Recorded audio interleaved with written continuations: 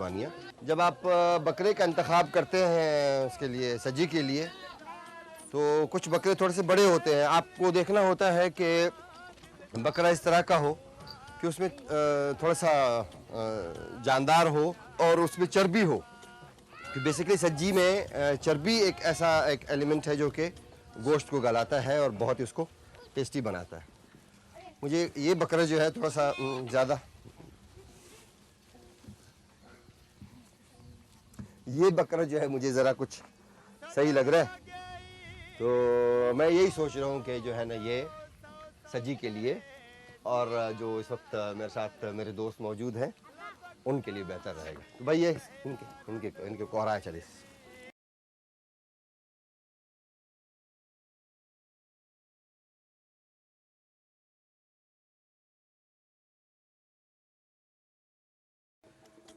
जी, जो सजी की बात हमने की थी, वो सजी इस वक्त जो है ना अपने पूरे जोश व खरोश के साथ तैयारी के मराहल में है और तकरीबन कोई 3:30-4 बजे के करीब हमने सजी लगाई थी। इस वक्त 5:45 हैं, तो उस हिसाब से जो टाइम गुजरा है तकरीबन ये 5 से 6 घंटे का प्रोसेस है।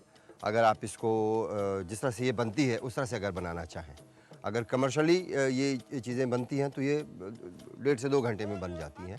लेकिन फिर इसमें क्योंकि वही फिर तेज़ आंच और कम आंच का एक चक्कर आ जाता है कि जो जो चीज़ें आपने तेज़ आंच पे बनानी है या तेज़ उस पे अलाव पे बनानी है तो वो जल्दी से जल भी जाती हैं और थोड़ा सा उसकी शक्ल जो है, कलर जो है वो ज़रा चेंज हो जाता है। तो इसको अगर वो आप इसकी टाइमिंग के साथ रखें और आग का फासले का वो ख्याल रखा जाए तो ये उस ड्यूरेशन में, उस टाइम में इसका कलर भी चेंज नहीं होता गोश्त का और ये अपने हड्डियों तक, वहाँ तक जाके गोश्त पूरा नरम भी हो जाता है।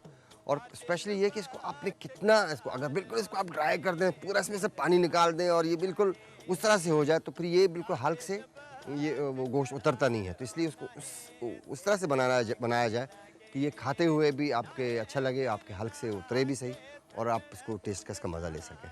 तो अभी इसमें टाइम है, तो जब तक ये तैयार होता है हम मिलते हैं थोड़ी सी देर के बाद जब भी बिल्कुल तैयार हो जाए। अगर सर्दियाँ हो तो कुछ ना कुछ गुजारा हो जाता है, आप आग के पास खड़े रह सकते हैं। लेकिन अगर गर्मियाँ हो सज्जी का काम बहुत मुश्किल है और सज्जी के लिए स्पेशली लकड़ी का इंतखाब बहुत लाजमी है कि आप कौन सी लकड़ी, वो उसकी पहचान आपको होनी चाहिए। कुछ लकड़ियाँ ऐसी हैं अगर आप जलाएं और विदिन हाफ एन आवर वो लकड़ियाँ जल के ख़त्म हो जाती हैं। कुछ लकड़ी ऐसी होती है जो बहुत देर तक उसके जो अंगारे हैं वो रोशन रहते हैं और उसकी आग जो है बहुत देर तक रोशन रहती है। मेरे पास लकड़ियाँ ज़रा मिक्सचर आ गई थी इसलिए कुछ जल्दी से जल गई, लेकिन अब जो लकड़ियाँ आई हैं वो देर तक रहेंगी। तो ये भी है, आपको सबसे पहले जैसे कुछ लोग कहते हैं गोश्त का इंतखाब होना चाहिए कि जी अगर सजी के लिए आप गोश्त का इंतखाब करें तो कोशिश करें कि गोश्त इस तरह का हो जिसके ऊपर थोड़ा सा एक छोटी सी लेयर जो है या मोटी लेयर उसकी हो, चर्बी की हो। तो वही चर्बी उसको हेल्प आउट करती है सजी को बनाने में।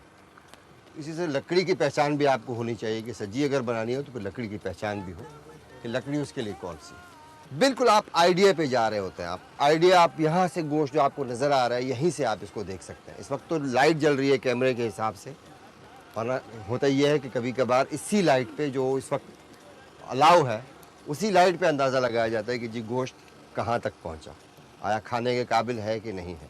और अगर थोड़ा सा कच्चा रह जाए तो फिर बहुत मजबूत दांत आपके पास हो, ये 2 दांत, गोश्त को जो है ना चीर फाड़ लें।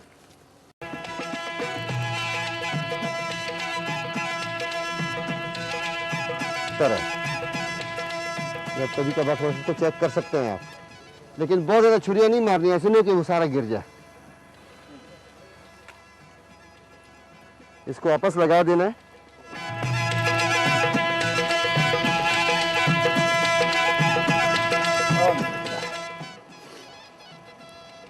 है तो ये चर्बी, लेकिन कभी कभार खा लेनी चाहिए और स्पेशली ईद के दिनों में तो ये हल्का सा साथ साथ एक टेस्ट चलता है।